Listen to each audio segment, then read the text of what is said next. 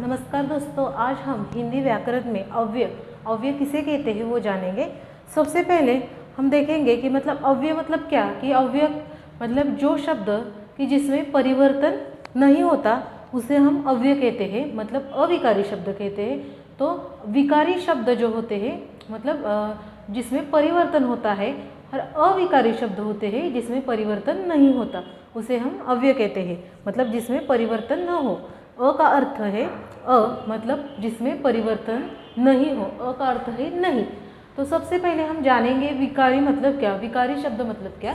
जैसे देखो यहाँ पे मैंने लिखा है कि संज्ञा, सर्वनाम, क्रिया और विशेषण शब्दों में लिंग, वचन और कारक के अनुसार परिवर्तन होता है, इसीलिए संज्ञा, सर्वनाम, विशेषण और क्रिया को विकारी शब्द कहलाते हैं। ये जो चारों हैं मतलब जो लिंग, वचन, संज्ञा, सर्वनाम, क्रिया और विशेषण, इन शब्दों में क्या होता है, कारकों के अनुसार परिवर्तन होता है।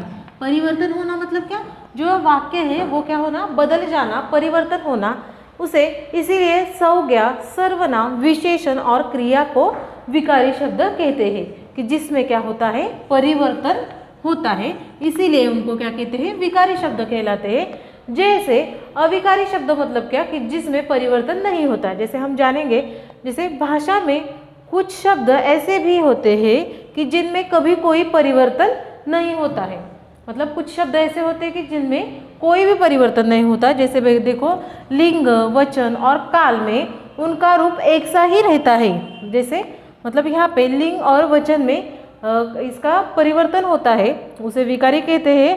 और जो है अविकारी शब्दों में क्या होता है, जो लिंग है, वचन और काल, इनमें क्या होता है, इनका जो रूप है मतलब वो कैसा रहता है, एक सा ही रहता है। जैसे देखो यहाँ पे कुछ वाक्य लिए है। पहला वाक्य है, लड़का आज नहीं आया। देखो यहाँ पे आज, यह शब्द कैसा, वैसे कि वैसा ही रहा। इसके बाद में मैंने यहाँ पे दूसरे वाक्य में क्या किया है, लिंग चेंज किया है। जैसे लड़का का लड़की, यह लिया है। जैसे लड़की आज नहीं आई, मतलब लिंग परिवर्तन होने के बावजूद यह शब्द, इसका जो रूप है वो वही रहा। जैसे आज, यहाँ भी आज है और यहाँ भी आज है, सिर्फ यहाँ पे लिंग परिवर्तन हुआ, परंतु जो मतलब जो शब्द है वो वैसा ही रहा।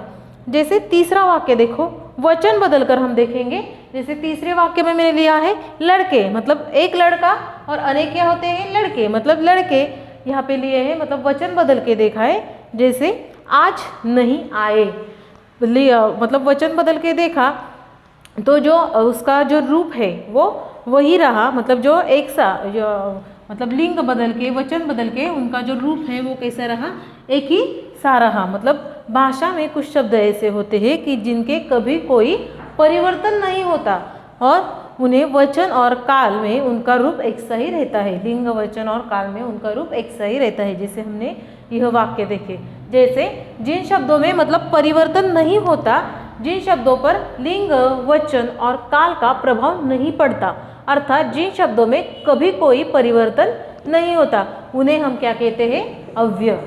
हम क्या देखने वाले हैं, अव्यय। ये हमारा क्या है, ये टॉपिक है कि जिसमें कभी कोई शब्दों में परिवर्तन नहीं होता, उन्हें क्या कहते हैं, अव्यय कहते हैं। अभी अव्यय मतलब क्या, अविकारी शब्द। अविकारी शब्द मतलब क्या, कि जिसमें परिवर्तन न हो। अ का अर्थ है नहीं, अ का अर्थ क्या है, नहीं, कि जिस शब्दों में कोई कभी परिवर्तन नहीं होता लिंग, वचन के अनुसार, उसे हम अव्यय कहते हैं। मतलब क्या, अविकारी शब्द, अविकारी अव्यय ऐसे कहते हैं। उसके बाद में अव्यय के प्रकार है। अव्यय के चार प्रकार है। जैसे पहला है क्रिया विशेषण अव्यय, दूसरा है समुच्चय बोधक अव्यय, तीसरा है संबंध बोधक अव्यय, चौथा है विस्मयादि बोधक अव्यय। तो सबसे पहले हम जानेंगे क्रिया विशेषण अव्यय मतलब क्या।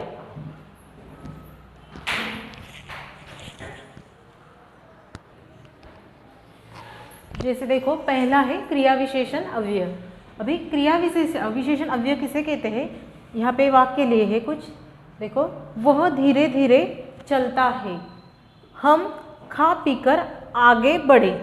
यह वाक्य में हमको मतलब पहला वाक्य देखो, यह वह धीरे धीरे चलता है, मतलब जो कार्य मतलब जो कार्य है, जो क्रिया है, वो क्रिया की विशेषता क्या है कि धीरे धीरे चलना।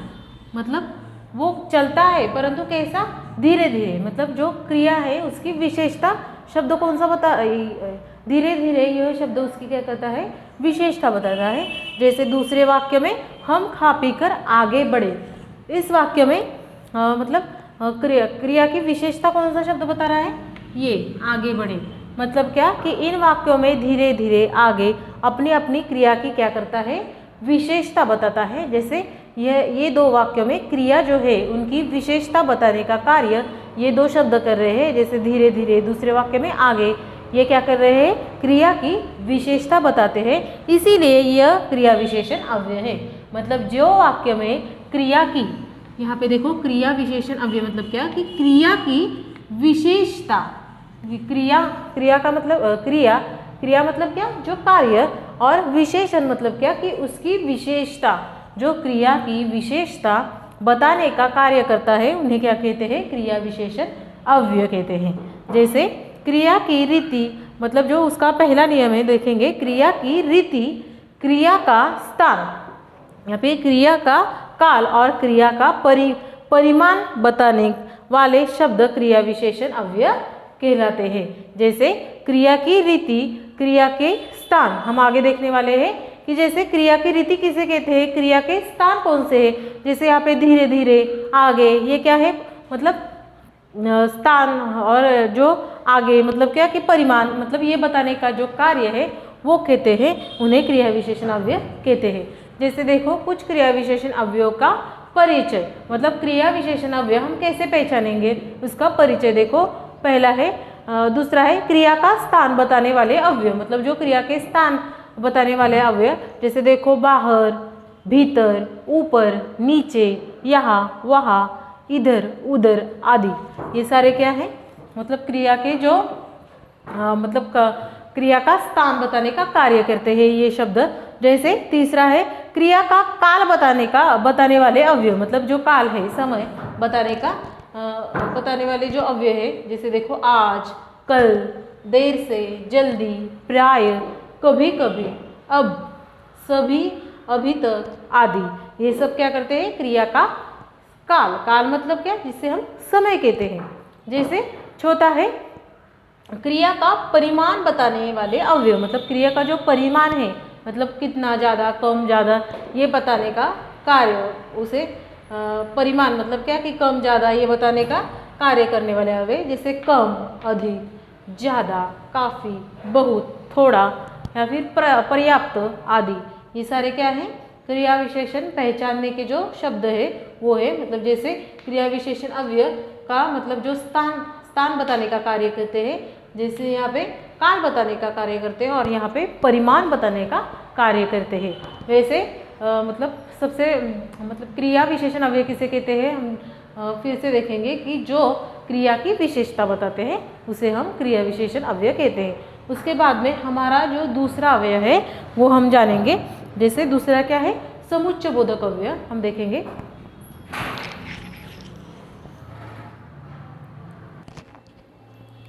इसके बाद में है समुच्चय बोधक अव्यय। अब यहाँ पे देखो कुछ वाक्य लिए हैं, जैसे तुम मेरी मदद कर सको तो बड़ा उपकार होगा। दूसरा वाक्य है ठेकेदार और उच्च अधिकारी की ईमानदारी का समाचार चारों ओर फैल गया। इस वाक्य में जो रेखांकित किया गया वाक्य है जैसे तो और, ये वाक्य क्या है, दो वाक्य को जोड़ने का काम किया है।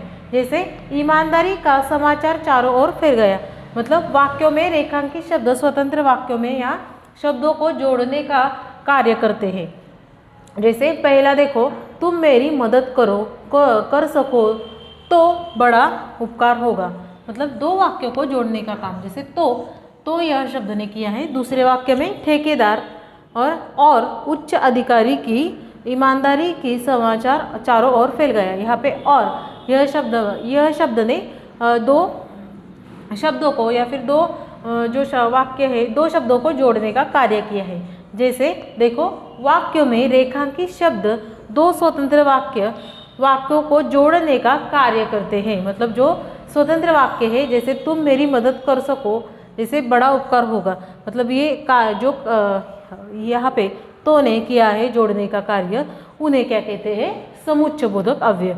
जैसे उससे समुच्चय बोधक अव्यय की परिभाषा आएगी कि कुछ समुच्चय बोधक अव्यय मतलब वाक्यों में रेखांकित जो शब्द होते हैं, मतलब जोड़ने का कार्य जो शब्दों को करते हैं, दो शब्दों को जोड़ने का कार्य जो करते हैं, उन्हें समुच्चय बोधक अव्यय ऐसे कहते हैं। जैसे समुच्चय बोधक अव्यय के मतलब कुछ शब्द ऐसे हैं कि जो समुच्चय बोधक अव्यय में आएंगे, मतलब जो दो शब्दों को जोड़ने का कार्य करने वाले शब्द ऐसे, जैसे समुच्चय बोधक अव्यय देखो, जैसे किंतु, अगर दो शब्दों में किंतु आया तो वह समुच्चय बोधक अव्यय कहलाएंगे। जैसे किंतु, लेकिन, बल्कि, या फिर भी, क्योंकि, इसीलिए, या नहीं तो, वरना, यह शब्द क्या करते हैं, समुच्चय बोधक मतलब दो शब्दों को जोड़ने का कार्य करते हैं।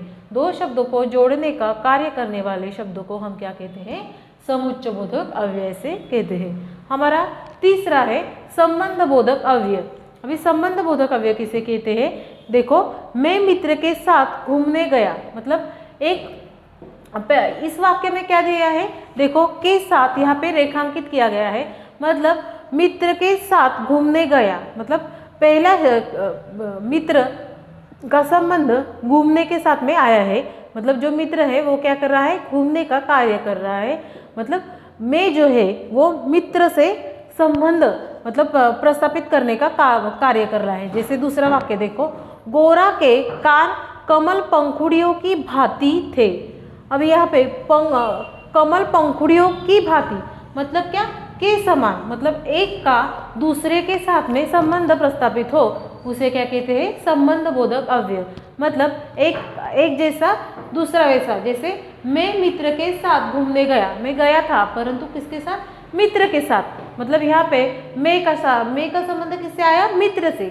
जैसे दूसरा, गोरा के कान कमल की पंखुड़ियाँ की भांति थे, मतलब भांति मतलब क्या, समान, मतलब कमल पंखुड़ियाँ के समान थे कि और मतलब यहाँ पे क्या आया कि गोरा का संबंध किससे आया, कि पंखुड़ियों की, कमल पंखुड़ियों से गोरा का संबंध आया, इसीलिए इसे क्या कहेंगे हम, संबंध बोधक अव्यय। जैसे देखो, भांति शब्द कान का संबंध पंखुड़ियों से क्या करता है, जोड़ता है, मतलब जो भांति शब्द है वो क्या करता है, कमल पंखुड़ियों का संबंध क्या करता है, जोड़ता है। इस प्रकार ऐसे संज्ञा या सर्वनाम का संबंध दूसरी संज्ञा या सर्वनाम से जोड़ता है, मतलब पहला शब्द जो है दूसरी संज्ञा या सर्वनाम से जोड़ता है, ये संबंध बोधक अव्यय है। मतलब जो शब्द यहाँ पे जैसे गोरा और दूसरा क्या है, पंखुड़िया, मतलब ये क्या करता है, एक संबंध दूसरे संबंध से जोड़ता है। जैसे संज्ञा से सर्वनाम का संबंध जोड़ता है, सर्वनाम से संज्ञा का संबंध जोड़ता है, उसे हम क्या कहेंगे, संबंध बोधक अव्यय से कहेंगे। जैसे कुछ शब्द ऐसे हैं संबंध बोधक अव्यय में आएंगे, जैसे के समान, भांति, कुछ अव्यय संबंध बोधक अव्यय है। जैसे देखो, तरफ, और, बाद, पीछे, पहले, बाहर, भीतर, ऊपर, नीचे, यह शब्द किस में आएंगे, संबंध बोधक अव्यय में। जैसे इस प्रकार हमने समुच्चय बोधक अव्यय और संबंध बोधक अव्यय देखे, और उसके बाद में हमारा जो चौथा अव्यय है विस्मयादि बोधक अव्यय हम देखेंगे।